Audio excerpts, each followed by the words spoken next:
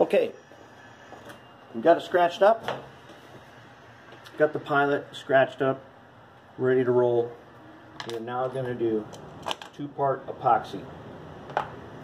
So we need a little piece of cardboard.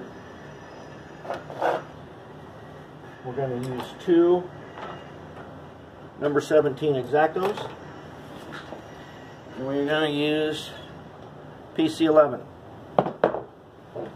Okay, let's check the bottom of this. Is this thing ready? I see 2 lips on here,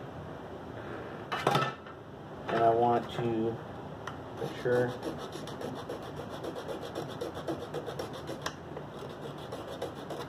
make sure this bottom's scratched up.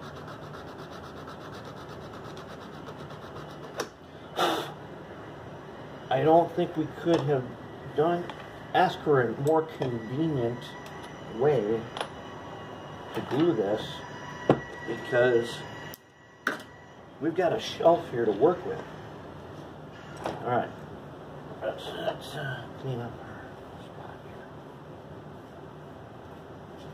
Get all that garbage over here. Okay. Okay, let's take the PC11. Why am I using 2? I don't want to contaminate either one of these. There's 1. There's 2. Also, don't want to mix the tops, so I just put them apart from each other. Okay, I'm going to take 1 glob of this. I'm going to take 1 glob. I'm going to try to make globs the same. So I'm going to take one little...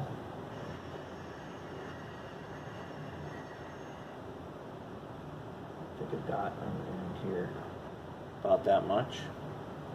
Let's see if I can get the same amount on this one. They're not the same. I'm not going to try to wipe it off and just add more. Obviously, I have pretty much a lifetime supply of this stuff right here. Okay, close enough. I'm going to wipe them on this piece of cardboard. That's 1. Wipe them right next to each other. That's 2. Okay, now I'm going to look at them, see if they look approximately the same size, and they do. Okay.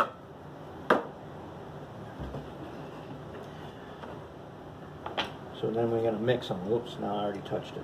We're going to mix it.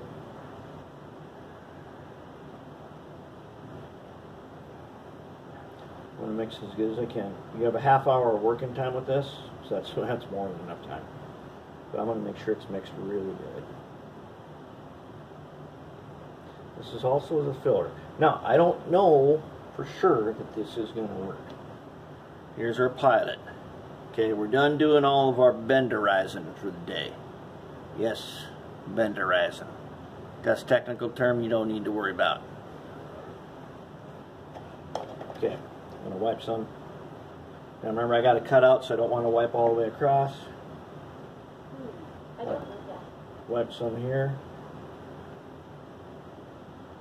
Okay. Then I'm going to put some inside. I'm going to try not to get too much where it's visible. I don't want a bunch of extra. The stuff is hard to clean up when it's hard. It's a pretty hard filler, but I do want to get some.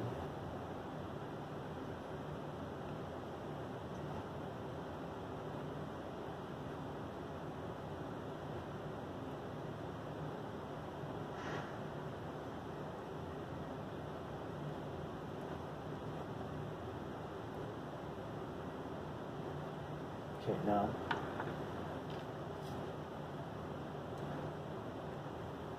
before it hardens, I'm going to wipe this. I'm going to wipe this blade off before it gets way too hard. Okay, let's take our regular X-Acto here and just clean the edge of this.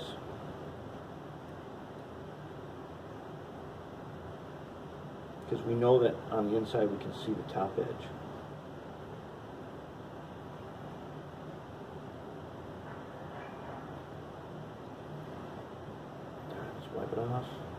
Okay, she's ready. Ready to roll.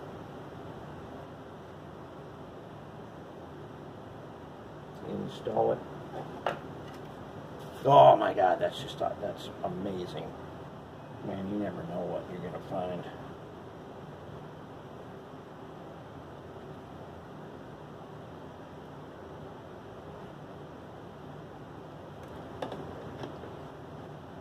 Yes, that is sweet. Okay, let's take our screwdriver.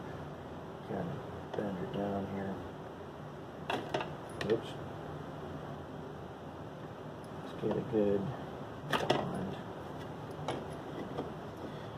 I keep meaning, I don't work on cab units that much, so I haven't made a jig to hold this.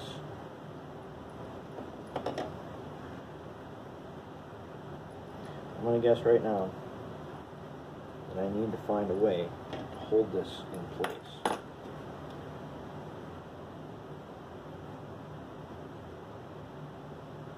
Or not. In fact, I think if I just take one of these, let's take a bigger one. Let's check this one. If I just put pressure on it, just like that,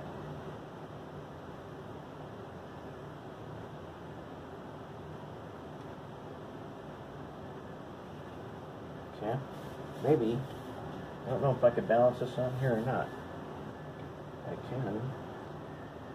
I can. Alright now, half hour and we will be good to go. And then I'll put a piece of window screen in there. So what I got in here, the window screen, I got a roll. And I'm just going to cut a little, I want the screen to be at an angle. I don't want it to be square, I want it to look like it's a grid. So I'm going to cut off a little piece. I don't need a lot. And no, it's not scale. But you know what? If it was scale, you wouldn't be able to see it. If it was scale, it might as well be filled if it's scale. So I don't want it scale. I want to be able to see that there is definitely a grid in there. So now I'm going to cut it at an angle.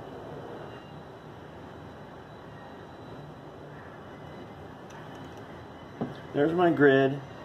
I'm going to put a drop, I'm going to put a little glob of goop on each end of it, and I'm just going to hold it in there and the goop will set.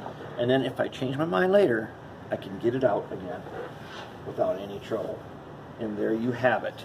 Pilots made from tuna oysters.